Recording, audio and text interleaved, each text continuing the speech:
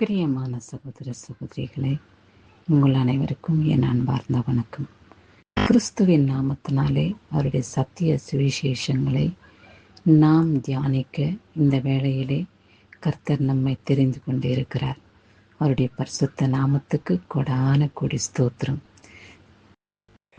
கர்த்தர் நமக்கு கொடுக்கப்பட்டுள்ள வார்த்தை என்ன என்று பார்ப்போம். சங்கீதம் 34 அதிகாரம் 10 சிங்கக்குட்டிகள் தாட்சி அடைந்து பட்டினியாயிருக்கும். கர்த்தரை தேடுகிறவர்களுக்கோ ஒரு நன்மையும் குறைவுபடாது என்று சொல்லப்பட்டுள்ளது. சிங்கக்குட்டிகள் பட்டினியாய் கிடக்கிறதை பெரிதான ஒரு காரியமாக வெளிப்படுகிறது. சிங்கம் நாட்டுக்கே ராஜா.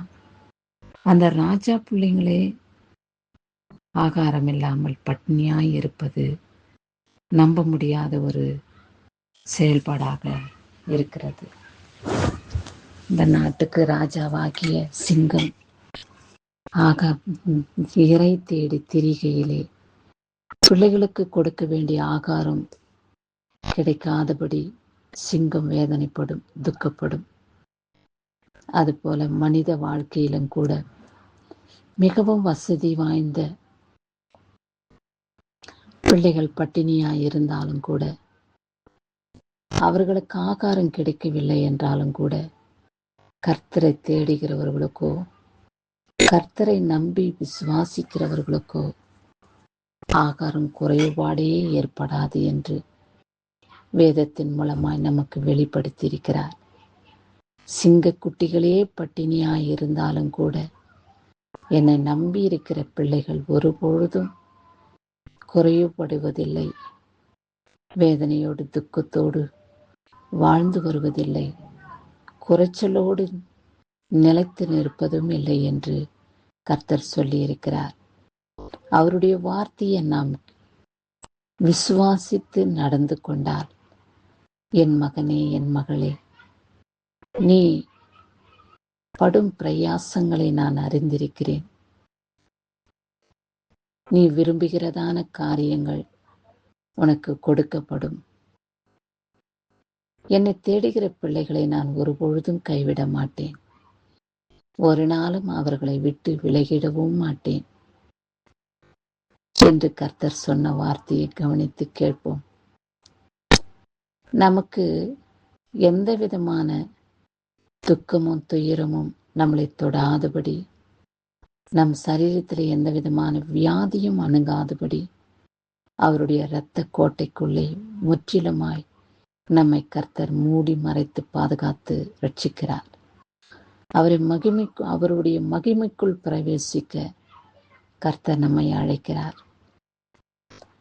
யாரை அவர் மகிமைக்குள் பிரவேசிக்க அழைக்க முடியும் என்றால், அவருடைய பிள்ளைகளை, அவருக்கு கீழ்ப்படிந்து வாழ்கிற, அவரை நேசிக்கிற, அவர் மேலே அன்பு கூறுகிற பிள்ளைகளைத்தான் கர்த்தர் அவர் மகிமைக்குள் பிரவேசிக்க அழைக்கிறார்.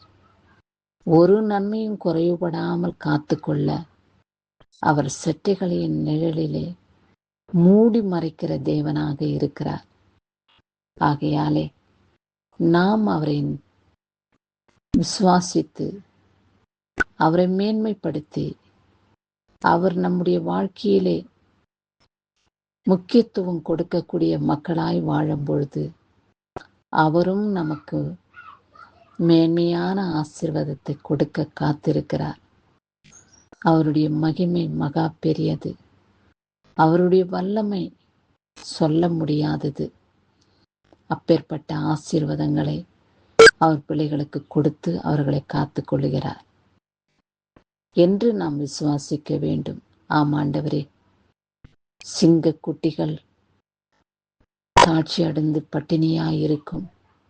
ஆனால் உம்மை நம்பியிருக்கிற என் பிள்ளைகளோ ஒருபொழுதும் குறைவுபடாது, எந்த விதத்திலேயும் அவர்கள் குறைவாய் இருப்பதில்லை என்று நீர் எனக்கு வெளிப்படுத்தினதற்காக உமக்கு கொடான கோடி ஸ்தோத்திரம் என்று ஸ்தோத்திர துதியோடு அவரை நாம் வணங்கும் பொழுது நிச்சயமாக நம்முடைய பிள்ளைகள் தாட்சி அடையாதபடி, பட்டினியாய் இருக்காதபடி, குறைவு ஏற்படாதபடி அவர்களை நன்மையினாலே முடிசூட்டி காத்து ரட்சிக்கக்கூடிய தேவனாய் இருக்கிறார். அவரை விசுவாசிப்போம். இந்த நாளிலே பிறந்த நாளையும் திருமண நாளையும் காண்கின்றவர்களை கர்த்தர் ஆசீர்வதிக்கவே ஆசீர்வதித்து காத்து கொள்வாராக. அவருடைய மகிமுள்ள கரம் அவர்களோடு கூட இருக்கட்டும். அவர் வல்லமுள்ள கரம் அவர்களை தாங்கிக் கொள்ளட்டும்.